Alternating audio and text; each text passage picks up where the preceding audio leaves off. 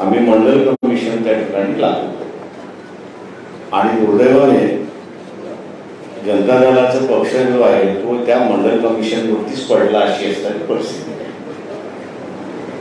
सामाजिक प्रश्नाला ज्या ज्या वेळेस या ठिकाणी हात घातला जातो त्या त्यावेळेस समाज व्यवस्थेमधली गणित बदलतात हा त्याच्यातला महत्वाचा भाग आहे.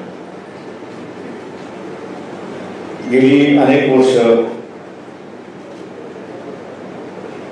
उपेक्षितांचं राजकारण याची सुरुवात व्हावी म्हणून आम्ही असा प्रयत्न त्या ठिकाणी केला. जी चळवळ आम्ही असं चालवत होतो तिला आमच्याच मित्रपक्षाने गिळंकृत करण्याचा प्रयत्न केला किंवा मर्यादित करण्याचा असा प्रयत्न केला, पण तो आम्ही जुमानलो नाही. आंदोलन करत राहिलो, लढत राहिलो आणि अपेक्षा आम्ही असं या ठिकाणी बघतोय. जिंकून येणं हे मतदाराच्या हातामध्ये आहे, ते काही राजकीय पक्षांच्या हातामध्ये नाही. परंतु उमेदवारी देणं हे असणाऱ्या राजकीय पक्षांच्या हातामध्ये आहे किंवा त्या उमेदवारीच्या स्वरूपामध्ये त्याचं सामाजिकरण होईल, त्याचं सार्वत्रिकरण होईल ही अपेक्षा मी या ठिकाणी बाळगतोय. मीच ती कॉइन केलेलं आहे की ह्या महाराष्ट्राची सत्ता 169 कुटुंबामध्ये होती, त्याच्यामध्ये 10 कुटुंबात असणारा वाढ झालेली आहे. नातेवाईकांचं राजकारण जर जसं वाढत गेलं तस तसं महाराष्ट्रातलं दिशांचं जे राजकारण होतं, मुद्द्यांचं जे राजकारण होतं, गरिबांचं जे राजकारण होतं हे बाजूला पडत गेलं आणि भांडवलशाहीचं, लुटारूंचं अशी सत्ता त्या ठिकाणी सुरुवात झाली अशी असणारी परिस्थिती आहे. नव्या गोष्टी मांडण्याची गरज आहे असं मी त्या ठिकाणी मानतोय. एका काळी अर्थव्यवस्थेमध्ये मोठ्या इंडस्ट्रीची गरज होती आणि ती आपण असताना भागवतो, पण आज असणारा शेतीला जोडधंदा आपण असावा म्हणतो, पण शेतीची प्रक्रिया करणारे उद्योग याची आपण असताना चर्चा करत नाही. मी आज असताना मानतोय की सगळ्यात मोठा असणारा एम्प्लॉयमेंट हे काही सेक्टर्स सामान्य माणसाच्या हातामध्ये आपल्याला कशा रीतीने देता येतील, व्यापारी आणि भांडवलदार याच्या हातामध्ये जाणार नाही याची जर दक्षता आपण घेतली तर मी असायला म्हणतो की डॅव्होसला जाऊन असायला मोठमोठे लाख लाख प्रोजेक्ट कधी आलेले मी पाहिलेले नाही. करारनामे फक्त त्या ठिकाणी होतात, पण या शेतीवरती पिकणाऱ्या प्रक्रिया करणारी यंत्रणा जर उभी राहिली तर महाराष्ट्रामध्ये प्रचंड मोठ्या प्रमाणात एम्प्लॉयमेंट होऊ शकतं आणि एक नवीन दिशा त्या ठिकाणी देत आहे. अनेक असे प्रश्न आहेत की ज्याच्यावरती चर्चा करून आम्ही असायला भूमिका आपल्या समोर त्या ठिकाणी मांडत राहू. अपेक्षा एवढीच आहे की मी शरद पवारांची रिॲक्शन आज वाचली आहे, नवीन नाही. आमच्या दोघांचं भांडण फार जुनं भांडण आहे, शेतातलं भांडण नाही, नेतृत्वातलं भांडण आहे, दिशेचं भांडण आहे.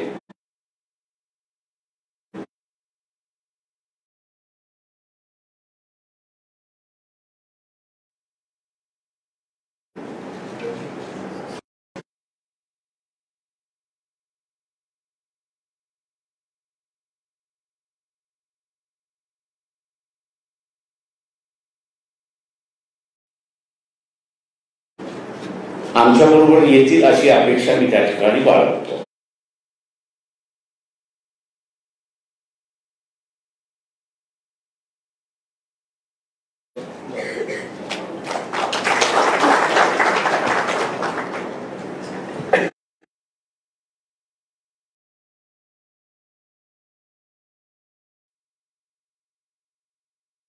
कारण हा लढा मी एका वेगळ्या मार्गाने बघतो. नरसिंहराव ज्यावेळेस पंतप्रधान झाले आणि VP सिंग आणि चंद्रशेखर गेले त्यावेळेस मी खासदार झालो. आमचा पहिला असा आवाज होता त्यावेळेस टेलिकॉम मंत्री जे होते त्यांच्या विरोधात. 15 दिवस आम्ही असं सभागृह बंद केलं. नरसिंहरावांचे असताना चांगले संबंध होते म्हणून त्यांनी महिन्याभरानंतर बोलून घेतलं आणि विचारलं की तुम्ही काय केलं. म्हटलं आंदोलन केलं. तुम्ही त्याच्या पुढे काय केलं तेवढं मला सांगा.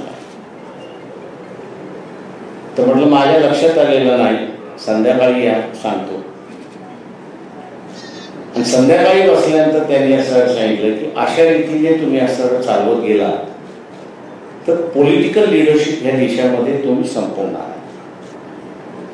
आज दुर्दैवाने मी असं बघतोय की त्या काळी नंतर आम्ही असं त्या सगळ्या गोष्टी थांबून व्यवस्थितरित्याने असं मांडण्याचा प्रयत्न केला. पण आज ईडीच्या मार्फत या देशातलं पॉलिटिकल लिडरशिप संपवण्याचा असणारा भाग त्या ठिकाणी चाललेला आहे. त्यांनी खरंच आरोप केला असेल, खरंच पैसे खाते असेल तर त्यांच्या कोर्टात घेऊन जा, केसेस चालवा आणि जेलमध्ये टाका. पण कोर्टात जायचं नाही, जेलमध्ये चालवायच्या नाही आणि फक्त लिडरशिपवरती असणारा जो आक्षेप घेण्याचा असणारा भाग आणि कॅरेक्टर एसिग्नेशन करण्याचा जो भाग चाललेला आहे तो सगळ्यात मोठा डेंजरस मी असणारा त्या ठिकाणी मानतो. आपण कोणीही अमरपट्टा घेऊन आलेलो नाही. एक दिवस आपलाही असणारा अंत होणार आहे, तसा नरेंद्र मोदी यांचाही अंत होणार आहे. त्यांच्या पक्षामध्ये त्यांनी लिडरशिप, दुर्दैव मी असं म्हणेन की त्यांनी त्यांच्या पक्षामधली सुद्धा लिडरशिप संपवलेली आहे, वरती येऊ दिलेली नाही. मला अनेक मंत्री त्यांच्यातले असणारे भेटतात आणि सांगतात की आम्ही असणारा फक्त फायली उचलून घेऊन जायचं आणि करायचं, एवढंच आमच्याकडे कामकाज राहिलेलं नाही. बाबासाहेबांनी असं एकदा म्हटलं होतं, क्रायसिसमध्ये पॉलिटिकल लिडरशिप ही डेव्हलप होत असते आणि एखादी आता असताना क्रायसिस या ठिकाणी डेव्हलप झाली तर मला कुठेही नॅशनल पॉलिटिकल लिडरशिप त्या ठिकाणी दिसत नाही. आणि म्हणून स्टेटमेंट आम्ही जे काढलेलं आहे त्याच्यामध्ये राष्ट्र हा सगळ्यात महत्वाचा असं आम्ही त्या ठिकाणी मानतोय. ती पॉलिटिकल लिडरशिप असताना डेव्हलप झाली पाहिजे, तिला उभारली पाहिजे, तिला प्रोटेक्शन दिलं पाहिजे आणि ते करण्याचं आम्ही असं कटिबद्ध या ठिकाणी आहोत. महाराष्ट्रात असेल, महाराष्ट्राच्या बाहेरचं असेल, जे प्रादेशिक पक्ष आहेत आणि प्रादेशिक पक्ष स्वतःचं लिडरशिप आणि स्वतःचं संघटन उभं करणार असतील तर त्यांना आमच्याकडून नेहमीच मदत राहील, पाठिंबा राहील आणि त्यांच्या प्रयत्नामध्ये आम्ही असा जेवढा हातभार घालता येईल तेवढा हातभार आम्ही या ठिकाणी घालू. महाराष्ट्राचं एक नवीन ज्याला म्हणता येईल की कार्यक्रमावरती, विकासावरती आपण आणलं पाहिजे अशी असणारी जी परिस्थिती आहे ती निश्चितपणे आम्ही दोघं मिळून या ठिकाणी आणण्याचा प्रयत्न करू. आणि राजकारण हे मुद्देशीर आणि विवेक आणि नीतिमत्तेवरती येईल एवढं बघण्याचा आम्ही प्रयत्न करू, एवढं मी आपल्या समोर सांगतो. थांबतो. मी माईक तुमच्याकडे फिरवतो, मी माईक फिरवतो आणि हे करतो. पोहोचवा द्या. अरे ते बोलतात ना, ते विचारतात ना.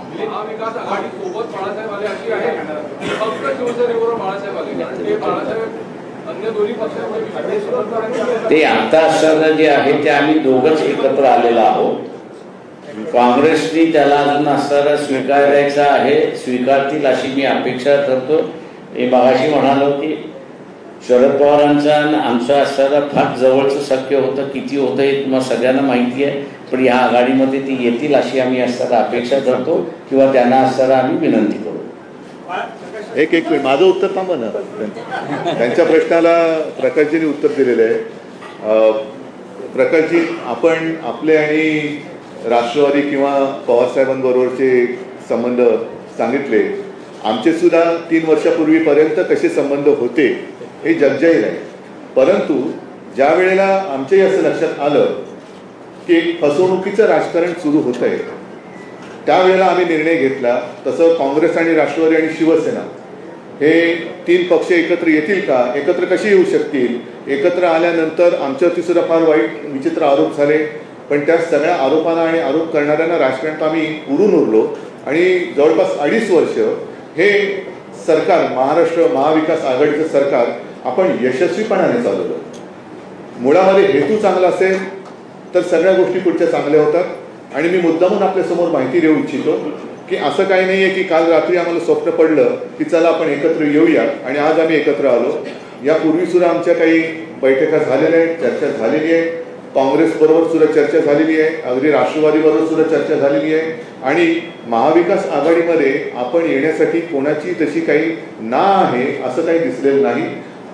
एक गोष्ट नक्की की काँग्रेस, राष्ट्रवादी आणि शिवसेना हे 3 पक्ष एकत्र आल्यानंतर 3ही पक्षांचे काही मित्र पक्ष आहेत.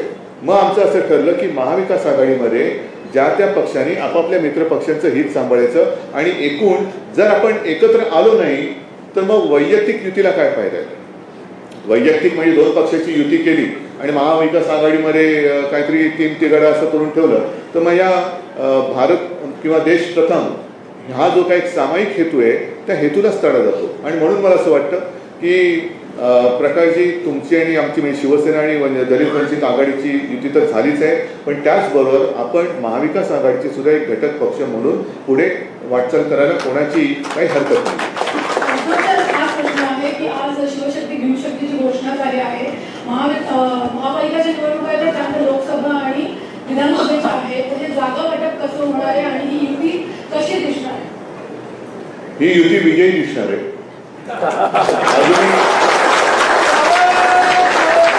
अजूनही निवडणुका जाहीर झालेल्या नाहीत. आम्ही तर सांगतोय पहिल्या दिवसापासून निवडणुका घ्या, हिंमत असेल तर निवडणुका घ्या.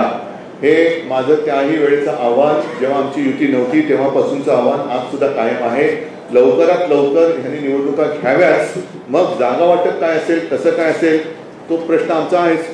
तो विचार केल्याशिवाय का आम्ही एकत्र आलेलो नाही आहोत. पण आज सुद्धा माझं तुमच्या सगळ्यांच्या माध्यमातून ह्या गद्दारांना म्हणा आणि त्यांच्या गद्दारांच्या राजकीय बाब झालेला आव्हान आहे की हिंमत असेल तर लवकरात लवकर निवडणुका घ्या. काँग्रेस आणि राष्ट्रवादी सोबत आहे. राष्ट्रवादीविषयी प्रकाश आंबेडकर सांगायचे होते, परंतु काँग्रेसची जी महाराष्ट्र लिडरशिप आहे त्यांचं असं मत आहे की प्रकाश आंबेडकर यांना सोडलं गेल्याबाबत आमच्याकडे कुठलाही प्रस्ताव आला नाही आणि चर्चाही नाही. मग तुम्ही कसं म्हणतात की तेही आमच्यासोबत आहे? दिसेल ना, आज उद्या मी जे काय बोलले ते खरं आहे का, ते जे काय बोलले ते खरं आहे ते दिसेल. अजितदादांनी सांगितलं आहे की जर का शिवसेना आणि वंचित बहुजन आघाडी यांची एकत्रित युती होत असेल तर या पुढचं जे काही जागा वाटप असेल ते शिवसेनेच्या म्हणजे महाविकास आघाडीमधला तिसरा पक्ष शिवसेना म्हणून त्यांच्या ज्या काही जागा असतील त्या जागांमधून वंचित बहुजन आघाडीला द्यावे. महाविकास आघाडीमध्ये त्यांना स्थान असेल असं अजितदादांनी म्हटलं. नाही, महाविकास आघाडीमध्ये स्थान असणार. शेवटी अजूनही कोणी कोणत्या जागा लढायच्या हेच मुळामध्ये ठरवण्याची वेळ आलेली आहे, आता गरज आहे. आणि ते ठरवल्यानंतर कोणाच्या वाट्याला कोणत्या जागा, हा जागा ठरल्यानंतर मग कोणी कोणत्या मित्रपक्षाचं कसं हे करायचं. जसं आता विधान परिषदेच्या बाबतीत झालं, केली ना आम्ही एकमेकाला मदत केली. त्याच्यामध्ये सुद्धा अगदी नागपूरला आम्ही अर्ज भरला होता पण मागे घेतला. नाशिकची जागा ही काँग्रेसला सोडली होती. काँग्रेसच्या उमेदवारांनी काय ते करू नये ते केलं. त्याच्यानंतर मग आम्ही अपक्षाला तिथल्या पाठिंबा महाविकास आघाडीच्या उमेदवार त्या शुभांगीताई पाटील सगळ्यांनी मिळून केलं. अमरावतीची जागा काँग्रेसने जिंकलेली होती ती आम्ही काँग्रेसला सोडली, पण काँग्रेसने आमचा माणूस उमेदवार म्हणून केला, आम्ही काही त्याला म्हटलं नाही. त्याच्यामुळे हे सामंजस्याचं राजकारण आता यापुढे करायचं नसेल तर मग मला असं वाटतं एकत्र येण्याचं नाटक कोणी करू नये.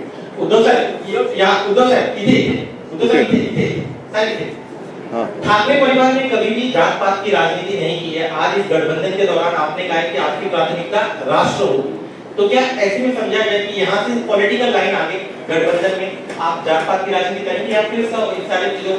मेरे पिताजी ने कई बार कहा है कि आमचं हिंदुत्व हे राष्ट्रीयत्व आहे. हे त्यांनी अनेकदा बोललेलं आहे. मैं कोई नई बात नहीं करने जा रहा हूँ. अगर नई बात मैं करता तो बात अलग थी, लेकिन मैंने जो मेरे पिताजी ने कहा है वही बात मैं दोहराता हूँ और उसी राह पर हम चले हैं. और इसके आगे जाकर मैंने कहा कि पिताजी ही क्यों, मेरे जो दादाजी थे और हमारे दोनों के दादाजी, उन्होंने उस वक्त जो हमारे धर्म में बुरी कुछ गलत प्रथाएं थी. हाँ, थोडं हिंदी माझं हा एक आता फायदा होणार आहे मला. गलत प्रथाएं थी, उसका विरोध किया. तो हमेशा देश हित सबके सामने, पहिले देश नहीं रहेगा तो हम क्या रहेंगे. आणि हिंदुत्व आमचा श्वास आहे, हिंदुत्व हे राष्ट्रीयत्व आहे, हिंदुत्व म्हणजे काय आहे हे सगळं प्रकाशजींनी ऐकलेलं आहे, वाचलेलं आहे. आणि त्यांनी सांगितलेलं आहे की आता जी काही शिवसेना पुढे येते ते आम्हाला मान्य आहे. उद्धवजी, आज युतीची घोषणा होते आहे, यापूर्वी अनेक बैठका झाल्या. या बैठकांमध्ये खास करून मुंबई महानगरपालिकेसंदर्भात जागा वाटपाची काही प्राथमिक चर्चा झालेली आहे का? दोन्ही पक्षांकडून काही म्हणून मी तुम्हाला काय सांगतो, हे असे सगळे प्रश्न तुम्ही विचारण्यापेक्षा माझं पुन्हा एकदा या सरकारला आव्हान आहे, हिंमत असेल तर निवडणुका घ्या. मग आमच्या युतीचा जागा वाटप काय झालेला आहे, कसं झालेलं आहे, चर्चा काय झालेली आहे, ते तसं करण्यापेक्षा आम्ही लढून जिंकूनच टाकू ना.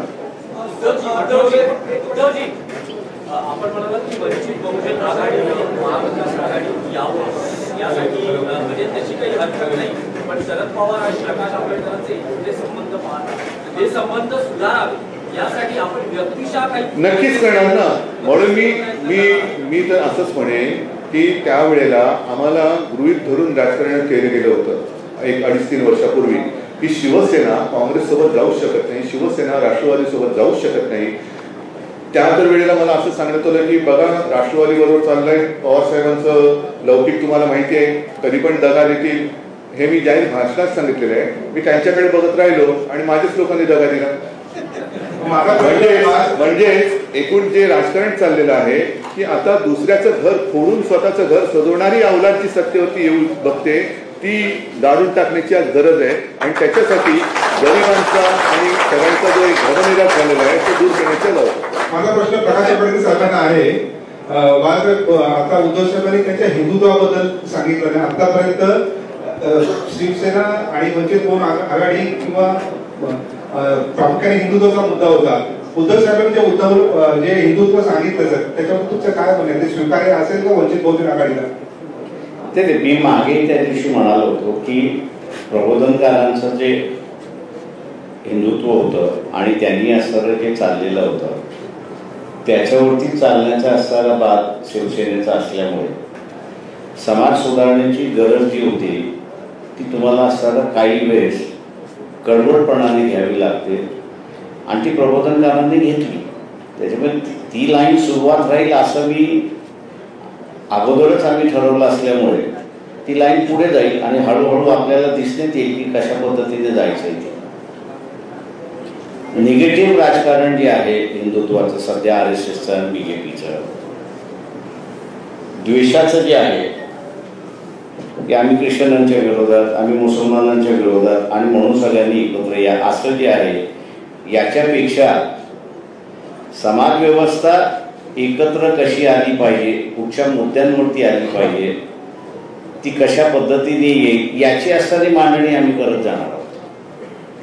देखा गया है कि जो गठबंधन होते हैं शिवसेना के साथ जो गठबंधन वो हमेशा मातोश्री पर हमने देखे, इस बार आप यहाँ पर आए हैं, क्या इसके पीछे? मैं कई दिनों से यहाँ आना चाहता था लेकिन कोई बुला नहीं रहा था मुझे.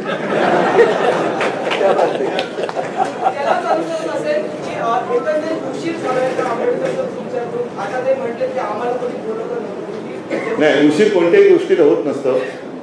उशीर झाला तरी चालेल पण सुरुवात होण्याची गरज असते, ती सुरुवात आज झाली.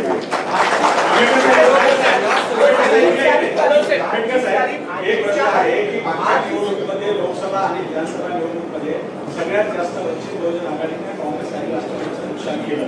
त्याच्यामुळे काँग्रेस आणि राष्ट्रवादी तुम्हाला यावेळेस सहन करण्याच्या स्थितीत नाही असं दिसतं.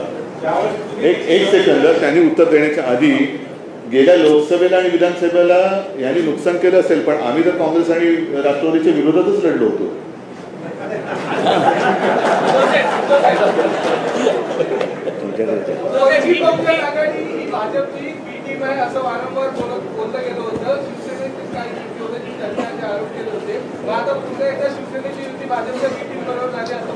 जिथे भाजप बरोबर आमची युती होते आणि त्यांनी आम्हाला दगाफटका केल्यानंतर मग किती टीम ABCD काय करायचं, म्हणजे आमची एक टीम बरोबरच युती असताना त्यांनी ती युती त्यांच्या स्वार्थापायी मोडली. आणि अत्यंत नेमकेपणाने प्रकाशजींनी सांगितलं की आत्ताचं जे भारतीय जनता पक्षाचं नेतृत्व आहे त्यांनी त्यांच्याच पक्षातल्या नेतृत्वाची एक फळी कापून टाकलेली आहे. म्हणजे नेमकं यांना राजकारणात करायचंय काय, यांना शत्रू नको, विरोधक नको आहेत, ठीक आहे, मी समजू शकतो राजकारणामध्ये विरोधक असायला पाहिजे, पण त्यांचा पराभव करणं, पण यांना मित्रही नको. म्हणजे मग नेमकं साधायचं काय. आणि म्हणूनच मला असं वाटतं की हे आता आमचं, तुम्ही आम्हाला एका धर्म बिर्म याच्यावरती प्रश्न विचारण्यापेक्षा आज देश कसा वाचवायचा, कारण देशाची वाटचाल ही सरळ सरळ हुकुमशाहीकडे चालल्याचं दिसतंय. आता जी काही एक न्याय व्यवस्था म्हणून शिल्लक राहिलेली आहे त्या न्याय प्रणालीला, न्याय व्यवस्थेला सुद्धा दमदाट्या केल्या जात आहेत. हे कोणत्या लोकशाहीचं द्योतक आहे. म्हणजे तिकडे यांना न्याय संस्था सुद्धा आपल्या बुडाखाली घ्यायचे, इतर संस्थांच्या बुडाखाली पाहिजेत. मग असं सगळं असेल तर देशात लोकशाही कुठे राहिली.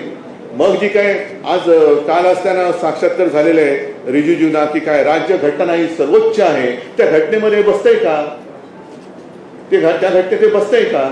घटनेने प्रत्येकाचे अधिकार हे आखून रेखून दिलेले आहेत. मग तुमच्या अधिकारावरती अतिक्रमण करणं हे कसलं द्योतक आहे.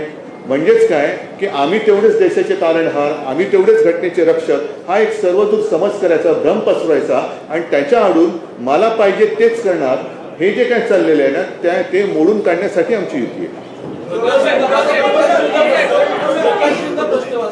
मला असं विचारायचं की आठवले गट भाजपसोबत गेल्यानंतर कोण बोलतोय अच्छा खाली. हा आम्हाला असं तळागाळातले प्रश्न पाहिजे. मला असं म्हणणं की आठवले गट भाजपसोबत गेल्यानंतर आता कुठेतरी बॅलन्स ऑफ पॉवर मेंटेन करण्यासाठी रिपोर्टिंग मिशन्स एकत्र आणण्यासाठीची युती असं म्हणायचं. कोणाला प्रश्न आहे. मी आपल्या कोणाबरोबर गेलोच नव्हतो, मी आपले एकटंच लढत होतो, त्याच्यामुळे बॅलन्सिंग करण्याचा प्रश्नच राहिला नाही. त्याच्यामुळे आता असताना जो आहे ही पॉलिटिकल युती, सोशल युती असं आपण असं समजलं तर अधिक चांगलं होईल.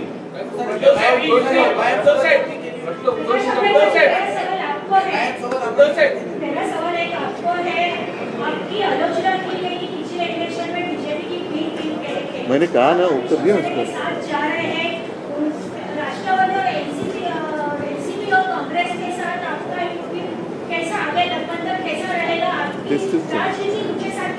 देखिए सवाल जो आपने जो पूछा है वो लोकसभा के वक्त जो है कांग्रेस और एनसीपी दोनों का ये सवाल था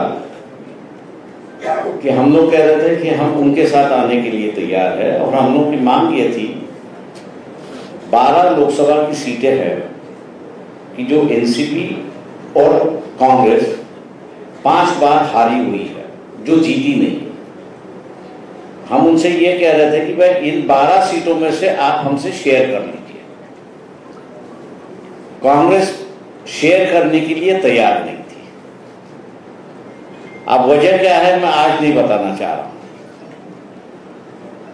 लेकिन जब उनको पता चला कि MIM के साथ में हम लोग का जो समझौता था वो उनके लिए दिक्कतें खड़े कर रहा है, तो उन्होंने ही आरोप लगाया, कांग्रेस और एनसीपी ने आरोप लगाया कि हमको जो है वो बीजेपी ने खड़ा किया. सवाल यह है कि उनको जीतना था या हारना था. पिछले लोकसभा के इलेक्शन में हम लोग 65 लाख वोट लिए थे. अगर उसकी जोड़ अगर एनसीपी और कांग्रेस में हो जाती तो शायद मेरे ख्याल से 20-20 सीटें दोनों जीतते, ऐसी एक परिस्थिति है. सवाल यह है कि इसमें अगर कोई तथ्य होता तो लोग हमारे पीछे नहीं होते, लेकिन कांग्रेस की जो रणनीति थी, एनसीपी की जो रणनीति उस वक्त थी, अब मेरे ख्याल से उसको पीछे छोड़ना चाहिए.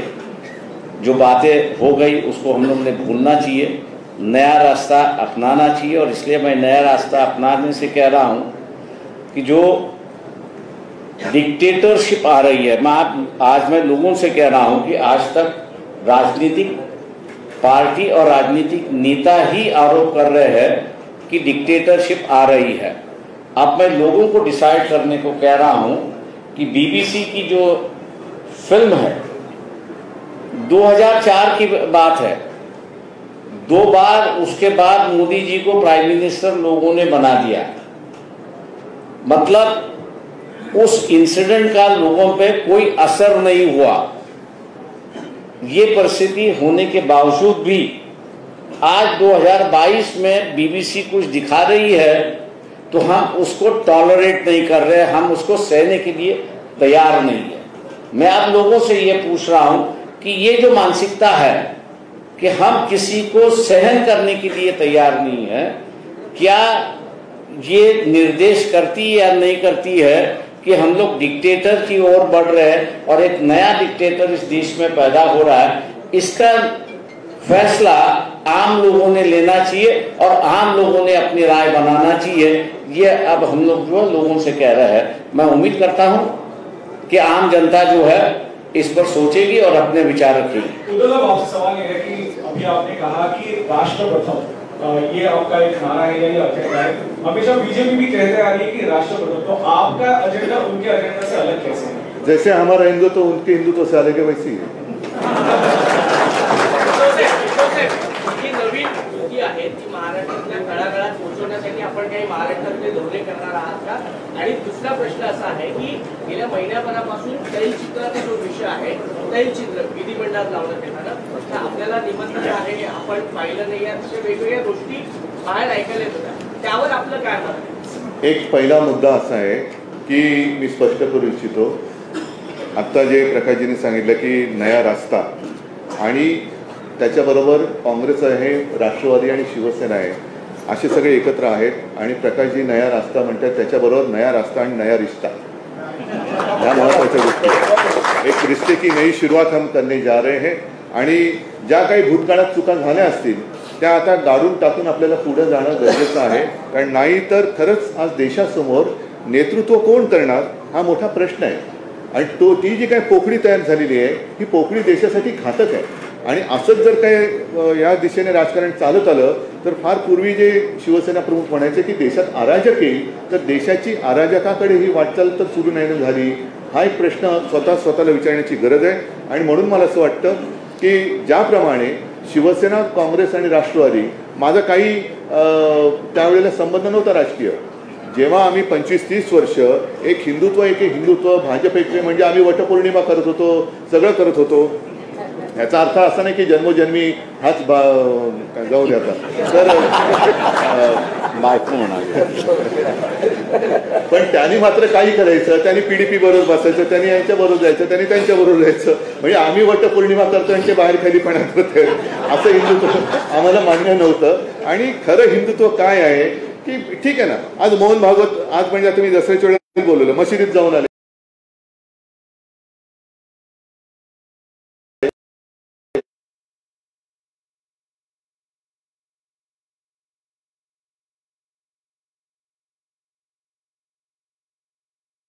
हिंदुत्व सोडलं का त्यांनी? भारतीय जनता पक्षाने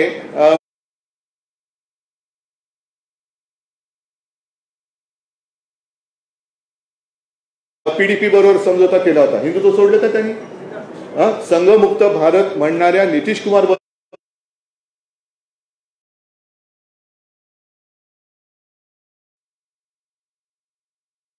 त्यांनी आता त्यावेळेचा चाललेला लालू आणि त्यांचा संसार मोडून घुसले होते, हे दुसऱ्याचा संसार मोडून त्याच्याबरोबर साठवलुट करणं हे हिंदुत्व आहे का? तर ह्या सगळ्या गोष्टी आता खूप झाल्या, ते जे म्हणतील तेच खरं, हा एक जो भ्रम ते निर्माण करतात तो मोडून काढण्यासाठी आम्ही एकत्र आलेलो आहोत। आणि साहजिकच आहे, ज्या वेळेला एकत्र येऊन वाटचाल कशाला म्हणतात, ती वाट चालली पाहिजे आणि त्याच्यासाठी महाराष्ट्रभर जिथे जिथे जाण्याची गरज असेल तिकडे मी जाणार।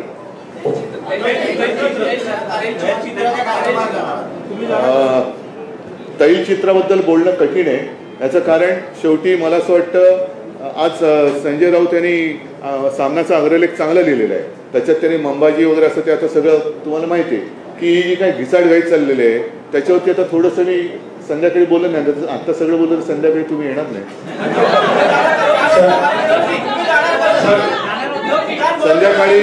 संध्याकाळी मी जाणार आहे, नक्की जाणार आहे. 5 वाजता रिगलच्या पुतळ्याच्या इकडे मी नक्की जाणार आहे आणि त्याच्यानंतर 6 वाजता षण्मुखानंद हॉलमध्ये नक्की जाणार आहे. सर, नाशिक पदवीधर मतदारसंघामध्ये वंचित बहुजन आघाडीचे उमेदवार आहेत, तर त्यांच्याबद्दलचं काय स्पष्टीकरण? युतीचं जे आहे ती चर्चा आज जाहीर झाली अशी असणारी परिस्थिती आहे. इलेक्शन जे आहे ते अगोदर सुरुवात झालेलं आहे, तेव्हा पॉलिटिकल पार्टीजनी आपापल्या असणाऱ्या भूमिका घेतलेल्या आहेत. त्या इलेक्शनमध्ये आणि आजच्या याच्यामध्ये फरक असं मी त्या ठिकाणी मानतो. ते इलेक्शन तसेच चालत राहतील.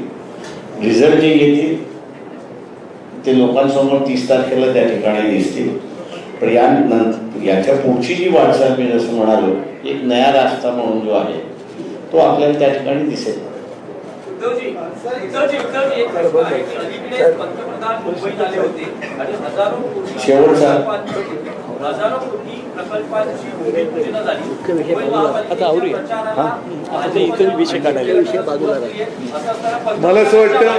मला असं वाटतं की या काही मुद्द्यावरती मी आज संध्याकाळी बोलणार आहे. म्हणून आता एक राज्याच्या आणि देशाच्या दृष्टीने एक महत्त्वाचं जे पाऊल आम्ही दोघं टाकतोय ते म्हणजे शिवशक्ती भीमशक्ती एकत्र येणं. त्याच्यासाठी देशाचा विचार करणं साहजिकच आहे. याचा अर्थ आम्ही कोणी काही धर्म सोडून कुठे काय पुढे जाणार आहोत अशातला भाग नाही. पण देश हा आमचा धर्म आहे, माणुसकी आमचा धर्म आहे. त्यांनी जो काही धर्म स्वीकारलेला आहे, माझा धर्म जो काय आहे तो त्याच्यात एकमेकाच्या आड कुठे न येता दोन्ही धर्म आणि त्यातल्या वाईट रूढी परंपरा दूर करण्याचं काम मी मागाशी सांगितलं की दोघांच्या आजोबांनी केलं. तीच वाटचाल आम्ही यापुढे करत राहू. ठीक आहे. मला असं वाटतं आपण धन्यवाद. आभार मान घ्या.